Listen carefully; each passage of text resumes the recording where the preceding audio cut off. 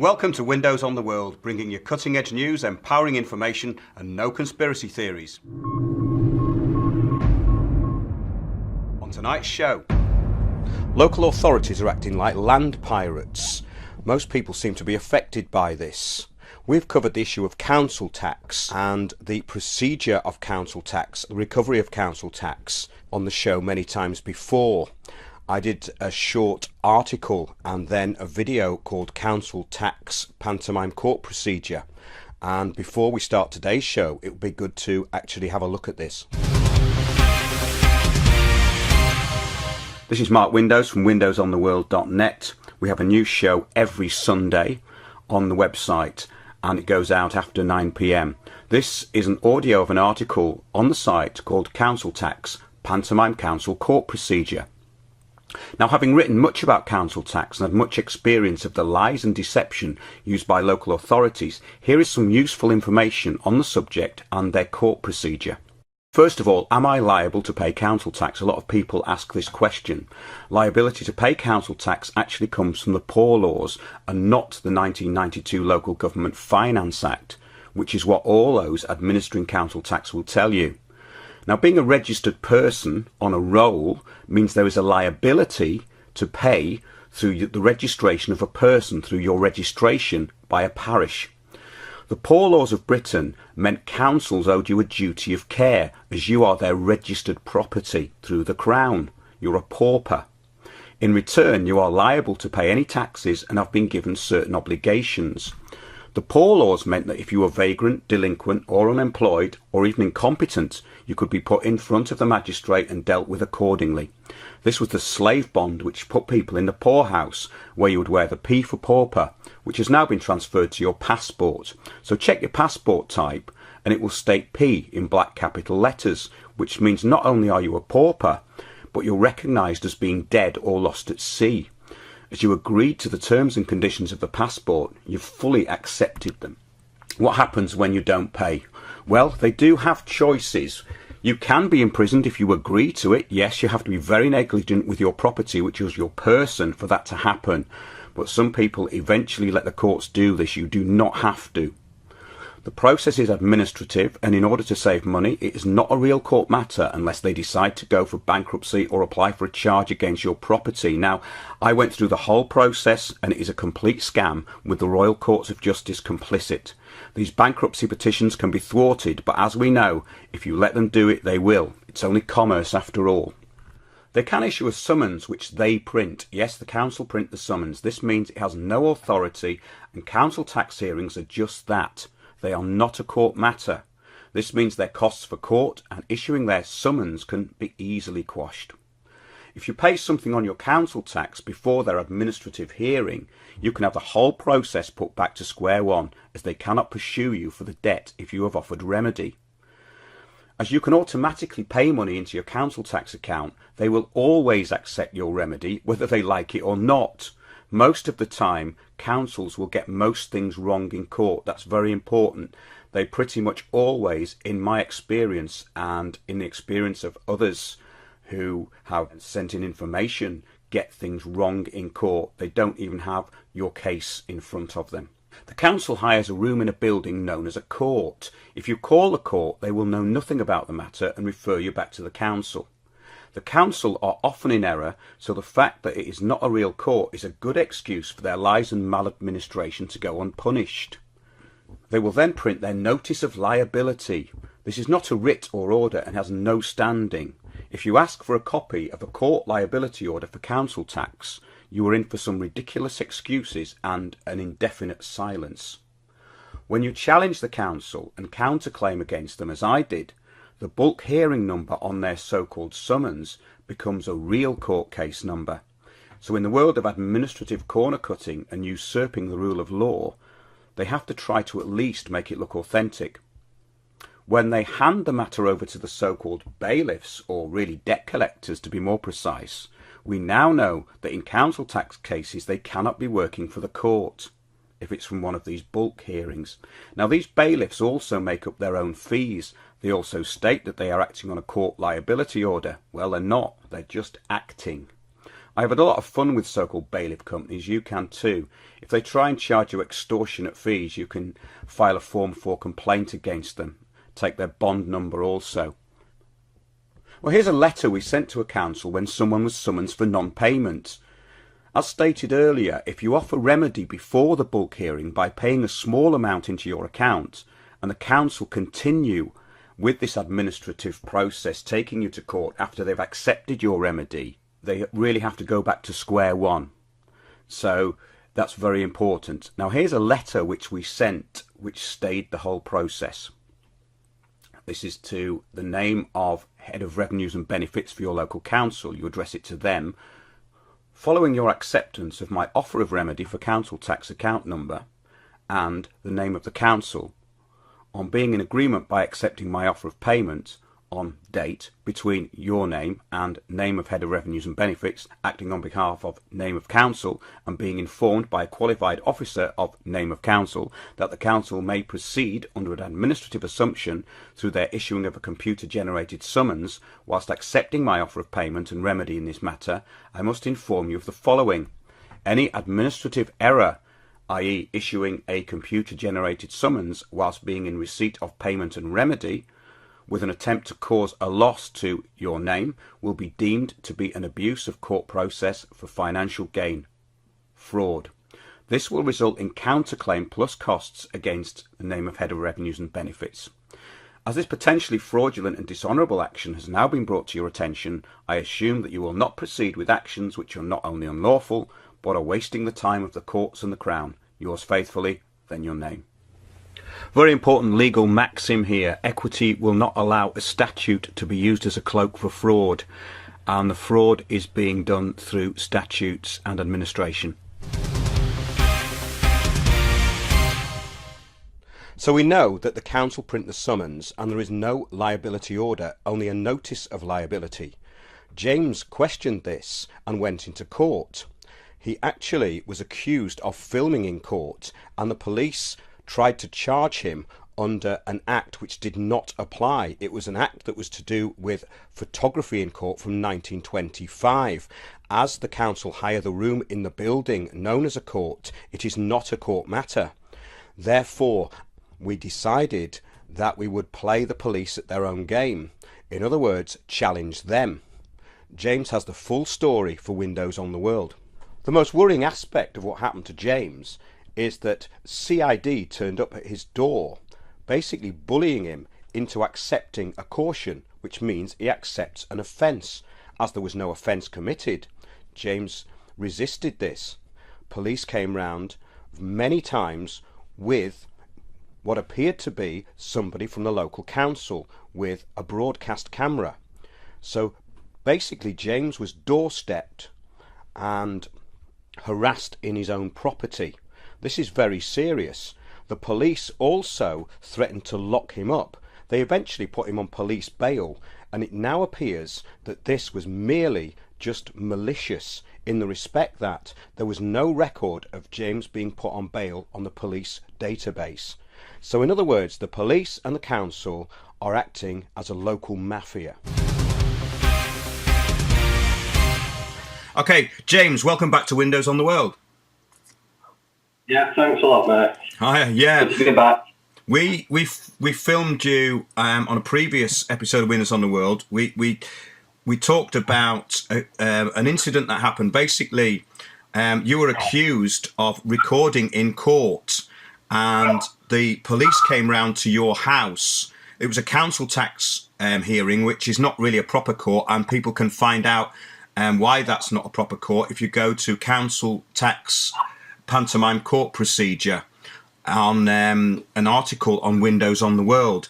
But previously you told us how police had come to your house with a camera and also trying to get you to go to the station to accept a caution for a crime that not only could you not have committed, you would not be guilty of anyway, because they were talking about they didn't even know which act they were going to charge you under. They were trying to say it was under the 1925 Photography Act, which deals obviously with criminal cases in courts. It's for people's identity. So they even got the wrong act. So they were going to charge you for a crime you couldn't have committed under the wrong act. And they wanted you to accept a caution, which means that you accept the crime.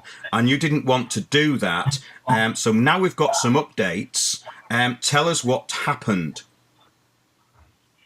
Well, now that it's all over, I can say that the police have actually I got a notification of cancellation of bail, and basically what they've said is that there is insufficient evidence to prove a realistic prospect of conviction. Well, that's totally true, because it's like you said, it's under the Criminal Justice Act of 1925, which is taking recordings, pictures, photographs of a lawful court when there's no lawful court taking place.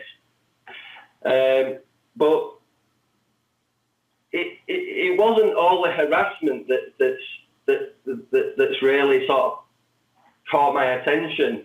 It's the actual process, the way the police have dealt with me, which has shown that even the police themselves are operating in some sort of private capacity.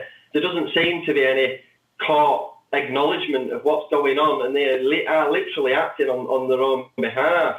I think that's very important, James, because very important point you brought up there, because this guy came round to see you, CID, and he was calling you, and apparently saying that he was going to lock you up. So basically, he was threatening you with kidnap. After a full week's worth of harassment at the premises, when the tenant told the police that I wasn't there at the door, the incident with when they were stating that they were going to threaten to force their way in without a search warrant, and when she pulled the phone out to record it, they backed off. But they came back with constables then for a whole week after that, with just downright sheer harassment after being told already. And then they came up to the premises at one time when nobody was in the premises, and the landlord come out, and they threatened the landlord that they were going to bash the door down with a battering ram unless he let them in. And he asked them, "Is this lawful? What I'm doing, is it legal?" And they went, "Yeah." Basically told him yes, it was okay, and he let them in, but he did it to prevent criminal damage. And I've since spoke to the landlord, and he understands that in any case where something like that was to happen again, he must immediately phone 101, get it on the record and find out what's going on, and ask them control. Police are here, I'm a landlord, to a premises. The police are here saying that they've got the authority to bash the door down. They had no warrant, and they had no crime to charge you with. So they acted completely unlawfully. It was interesting that a while ago there was a news report that Greater Manchester Police had to pay out compensation for all the doors that they'd unlawfully knocked in.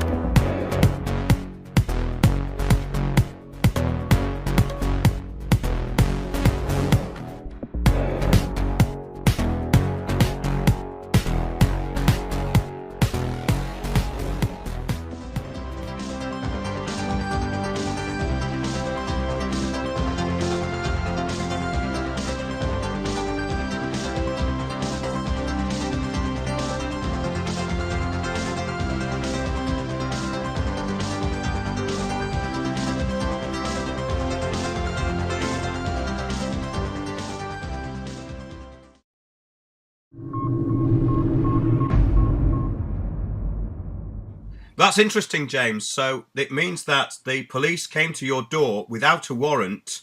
You weren't there. They have no crime to charge you with. That they were stating that they had the authority to kick that door in, and it was only your landlord who was present. So it's interesting that you've mentioned this, because there was a story that I read a while ago that Greater Manchester Police had to pay out a lot of compensation for doors that they'd illegally kicked in. So this. Well, you've recorded it, Mark. I mean, you've recorded it yourself of bailiffs actually getting police assistance and breaking down doors. You've video recorded it yourself, and you've actually put that up. So that's right, we James. know that that's absolutely right, because what we did is film the private bailiffs who had no authority and no warrant to steal this property. That with the police asking the bailiffs what they wanted them to do. So the bailiffs said, well, can you please kick the door in? So the police did it on behalf of the bailiffs. We then got that confirmed by the police press office that if the police did that, it would be criminal damage. So we did get the police committing criminal damage on video. Our next guest, Nasrin, was evicted from her own property. This was due to a management company issuing charges which she disputed. A lady called for assistance from the police, and she's now been arrested, handcuffed, took out of her own home. The student loans, the debt book has been sold. All of what we've talked about is coming your way. Sergeant? Have a seat. No, she's necessarily going to a police station at this time. What has she been arrested for?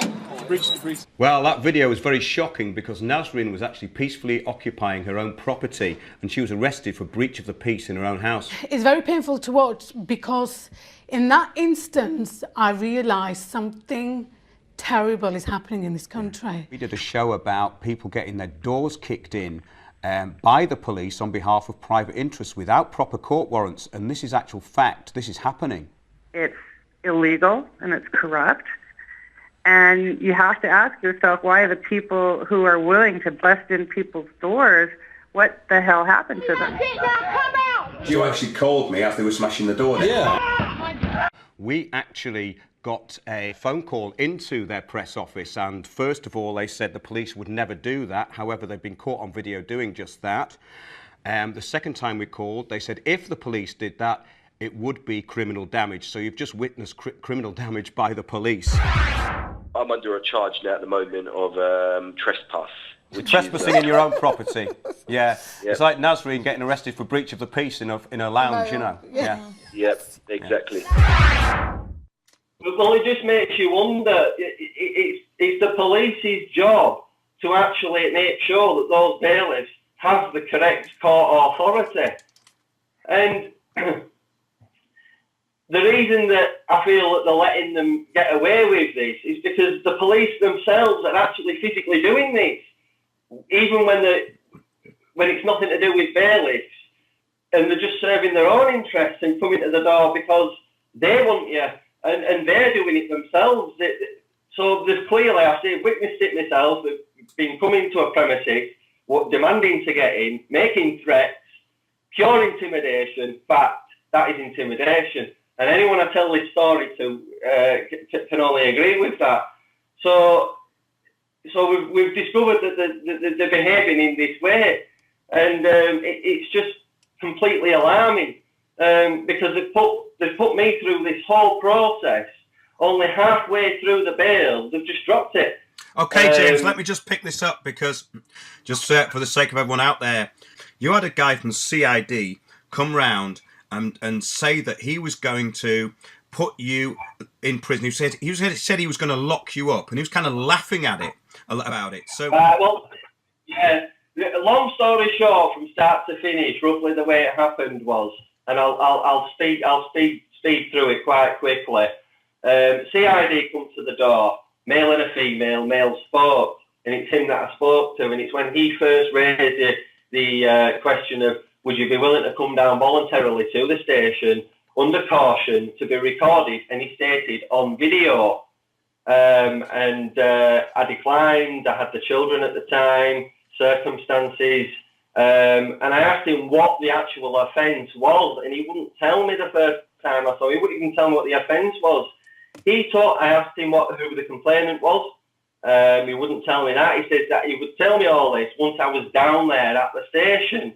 And I said, well, you know, tell me now, and maybe I'll consider going down. But basically what happened was, after that, he left and he come back, and I spoke to him again, and I said, no, I still can't go. And I said, I have the children for the next week. And he come back a week later when I said that I wouldn't have the children anymore. Obviously, I wasn't here because I was only using this place because I had the children at that time. And he came back and I wasn't here, and that's when he had the confrontation with the tenant at the door. And she says, look, he's not here anymore. We've already explained the situation. Please leave. And, you know, he was very intimidating to her. And contradictive questions and the way that he spoke, for example, he would say, you know, he would be asked, is he a criminal? And it's, no, we just want to talk to him. But then they've been so forceful and been very harassing. So they're so obsessed with the process leading to a conviction that they just forget to actually analyse the actual crime, the alleged crime that's taking place. Yeah, well, that's exactly right. In your case, no crime had taken place, and they're trying to accuse you of something that not only could you not have done, that you didn't do. So in other words, they're making up crimes, and they're harassing you. You went down to the police station to make a complaint, didn't you? And then what happened? Well, after they came back and they actually got in the premises and realised nobody was here, I mean, they never had any suspicion in the first place. I mean, coming in without a warrant is one thing, but coming in with no just cause either, just because, you know, we have suspicion to believe that this person is here, is just absolute nonsense. You know, if you really believe that and you really have suspicion, take it to a court and get your search warrant. You can do it within 24 hours. Why harass somebody for a week, 2 weeks? And it got to a point where when they eventually come into the premises, they backed off for about a week and they left it for a little while, and then they come back again. And this is when we thought this is getting really bad. So I made a call to the CID department and I asked them, what's going on? Why are you coming out to this premises? And I gave them the address, I gave them the name.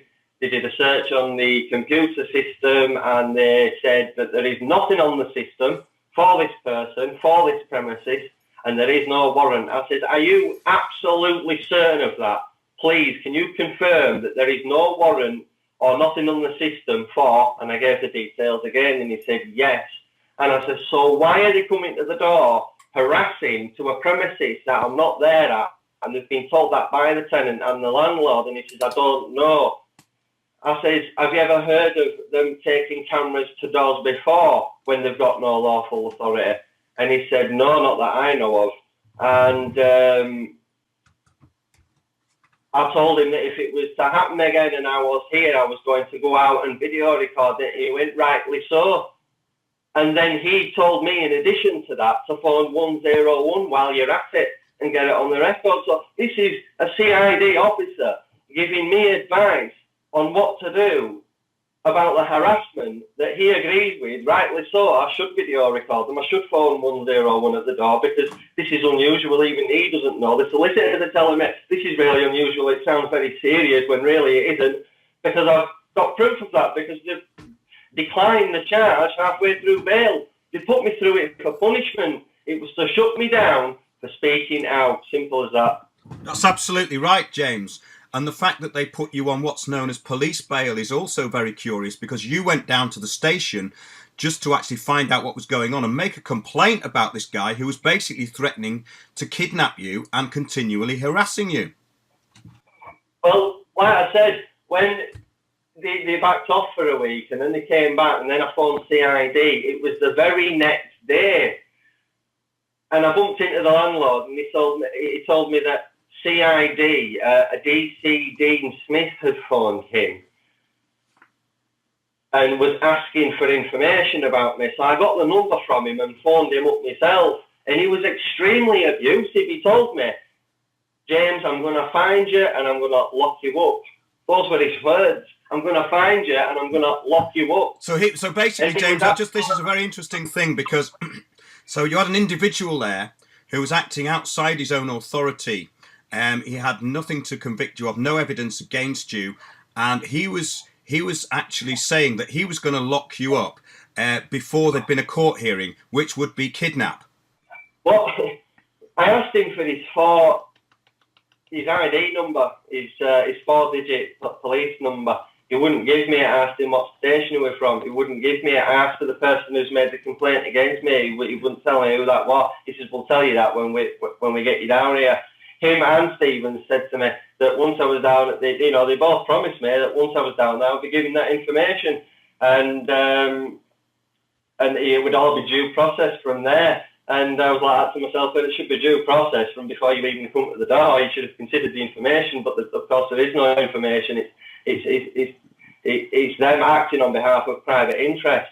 Somebody from council tax has taken the reports, taken the work and the recordings of the calls and the whole documented case, which has been made public record, and they've seen it as a nuisance and a threat.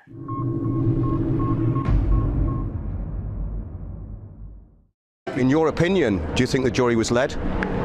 It's not mine to say.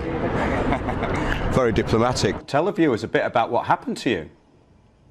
Well, they bribed 3 criminals to come in and give hearsay. If a bomb went off in London and took 92 lives, yeah, would you want to be on the payroll of that? It's all based on models and projections. It's all over bar shouting. In order to get me in prison, they probably broke, a couple dozen laws. Free Yolanda. Y'all planted drugs on Yolanda, and we're going to get her released and get the crooked cops busted.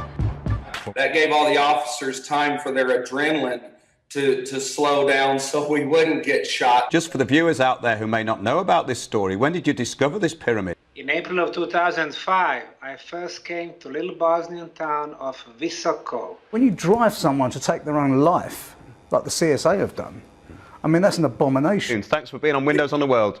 Peace to London. The rest is history. Everybody called me delirious after that. In summary now, what's happened is that you were put on some kind of police bail, which was incredibly inconvenient, having to go down and sign up at the police station for no reason. You'd never been charged with anything. You hadn't committed any offence. So they concocted this police bail and caused you tremendous inconvenience. And now they've backed off. Just tell us a bit about how that happened and the final outcome. Whilst I was in the police station, the first thing they did, by the way, is put me in front of a mental health doctor. I forgot to tell you about that. After a little while in the cell, when they first put me in there, they put me in front of a mental health practitioner. And he sat in front of me and he says, I've been asked to have a word with you. I've been told that you've made some unusual presentations. I said, what kind of unusual presentations? He says, well, some of the things that you've been saying to the police. I says, what things? And then he stopped and referred to a piece of paper on the table and wanted me to sign a consent form so that he could act within accordance of the mental health to assess me. So I imagine if I'd have signed that, I would have been kept in for a further 21 days. So I knew what was going on there, and I completely laughed it off and got out of there. Another thing I needed to know is that when I actually walked into the interview room to speak to my solicitor, the first thing I asked her was, have you got full disclosure? And she said, yes, I've got full disclosure. And I said to her, so who's the person who's made a complaint against me? And she said, they haven't told me that information. Well, straight away I thought, well, she's not representing me. She's just here to be as a legally qualified witness anyway. But, when I asked for full disclosure, she says, yeah, and doesn't have the name of the person who's made a complaint. She doesn't have full disclosure. So that's another point I had to make. But eventually, even after the interview, They told me that they was going to release me without charge, but they wanted me to put me on bail. And I couldn't really fathom that because I've done nothing wrong, and there's no evidence I've done nothing wrong. And it was me that walked into the station to find out what the hell they were playing at. So I got arrested. So why do I need to come back to the station? There's no evidence. So in the interview itself, on record, in front of a legally qualified witness, I'm asking them till I'm blue in my face, who's the person who's made a complaint against me?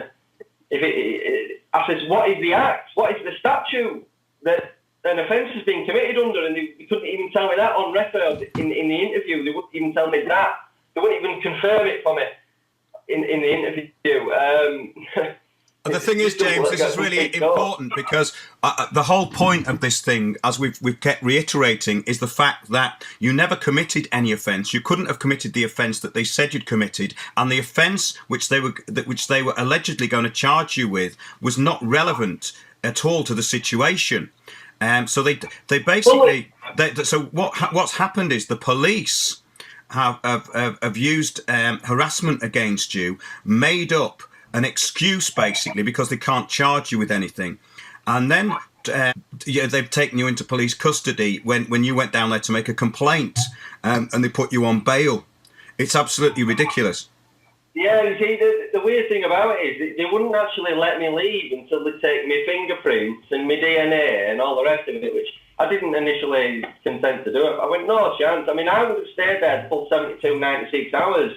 But I had to get out. It would have caused me inconvenience and loss to have not got out because there are very important things that needed to be done. And it would have been too detrimental to me not to have been there for those important things. But in the end, I proceeded to go ahead and under duress, of course, always under protest because it's all going to go into the complaint anyway. But what stunned me the most is that the actual bail that they put me on, I mean, even the documentations that they give me, there's no bail reference number on the sheet. It's just a custody record. The actual bail is just made up. There is no actual bail file. It's just this printed out report. And what's even worse is that the actual charge has been declined by the custody officer. Now, the officer in charge was a detective sergeant, Wedge. Well, how's a custody officer got the authority to decline a charge over the officer in charge of the investigation? Wouldn't she be the one to drop the charge? And it's probably because the custody officer knows that there's Jack here and he shouldn't be coming here. And halfway through the bail, they've sent me out a letter and says there's no need to come here anymore. There's insufficient evidence to provide a realistic prospect of conviction. Well, that was the case from day dot. That was always the case. So why put me through the whole process? And in the interview room themselves, they put the video in front of me. And I says, well, and I've actually told them that is a private council tax matter, and I could more than reason to them as to why that was, and all they just wanted to shove in front of me a face was, no, that's a court. Look, there's a 3-lay magistrate who are unqualified anyway. So you see, even if somebody else was to actually have made a complaint, and they were to investigate and they were to speak to me about it, and then I said, no, that's not a lawful court, that's a private council tax matter, there's an actual report in the public domain on that case, that's how, and then told them that, they're then duty bound to go and investigate what I've just told them. They've got to consider all of the information, and they're not doing this. And there's recently a case in Hartlepool, a similar case to myself in the TV licence incident. Mike Oldfield, I can speak about him because I'm putting his case into the public domain. And he had 3 encounters at the door by TV licence. He recorded them. He had a search warrant to enter and search premises. But the difference with his case is that they filed charges of obstruction against him when they served the warrant. Well, he didn't obstruction, and he video recorded the whole encounter of them actually coming into the home and serving the warrant, and they got him on verbal obstruction, even though he physically let them in, and they did the duty, and there was no evidence of an offence being committed. They convicted him guilty in a court for obstruction because he was verbally obstructive. Yeah, I think we need to just start invoicing these people. We need to start invoicing them for all the time. So all the time that you spent in that police station when you weren't really on bail, they just made it up. There's no record of it. Yeah. They did it to inconvenience you. You should be invoicing them now and getting the money back, especially from Dean Smith, who instigated all this. So, Mr. Dean Smith, or CID, Dean Smith, please contact us. We'd love to talk to you about this, to give your side of the story. D.T. Stevens as well, he was the guy that initially come to the door. What I want to know is who and what put D.T. Stevens coming to my door. You see, the fact that there was no complaint is not what bothers me. The fact is the actual complaint itself would have had to have been issued by a magistrate or a clerk of the justice for it to stand anyway. So exactly, why they are just made it up. It's because they're not adhering to actual procedure, lawful procedure. None of them are. The police are not doing it, the courts are not doing it. And the private interests are taking advantage of this because basically they've got to deal with them. It's like, I mean, we've all seen the gangster movies. We all know how it works. They've got their turf, you've got yours, and it's all working hand in hand for them. And it's there is no remedy on the local level. We've now got to start taking it to the high courts, making the complaints to the high courts, what those complaints are. This gentleman in Hartlepool that's just been, he needs to appeal it, he needs to go to the high court. He cannot get the information laid on oath that resulted in the search warrant being issued. He can't get a copy of it. And I think in his case, it doesn't even exist. In my case, I was able to get even a copy of that. Even though it was complete lies, at least I managed to get a copy of the information laid on oath. At least there was a physical record of this actual application to the court. In his case, I don't think it exists. He cannot get a copy to save his life. Well, this is the main important thing. The court, yeah, this is the main when he raised it in the court, the information laid on oath, and he said to them, how was the actual warrant issued? Because they're trying to charge him with obstruction. So he's like, well, how was the warrant even lawful in the first place? How was it issued? Where's the information? And they said, well, that's not a matter for this court.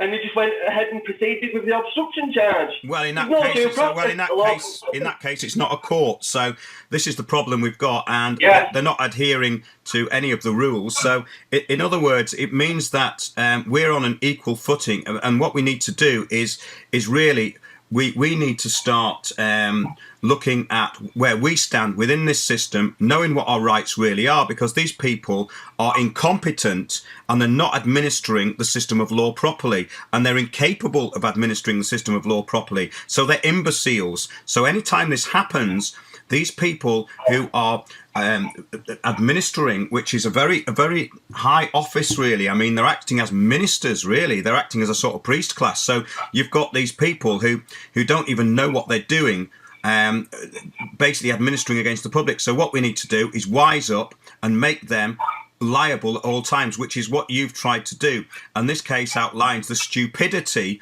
and the complete waste of public money that's going on, because the public who are paying for the police, allegedly, we pay for the police through council tax, which is ironic because you're trying to point out the fact that council tax liabilities aren't lawful and the police are getting paid by us. It's terrible. Yeah. We're stating what's going on with these liability orders, and it reminds me of something that was in the notification of cancellation of bail. It says the fact that there is insufficient evidence or the case is not in the public interest at this time. So they're saying it's not in the public interest to pursue a conviction of me, even though it's me bringing up fraud and corruption to them, and that's not in the public interest. So in summing up here, there are two public interests. When judges say something is not in the public interest, what they mean is it's not in the public interest for the public to know about it. It is our duty to bring into the public all of these injustices, make all of these people personally liable and name them. We'll have more on this story over the next few weeks, and thanks for watching. Thanks for joining us on Windows on the World. Remember, keep watching those, watching us, watching Windows on the World. We'll see you soon.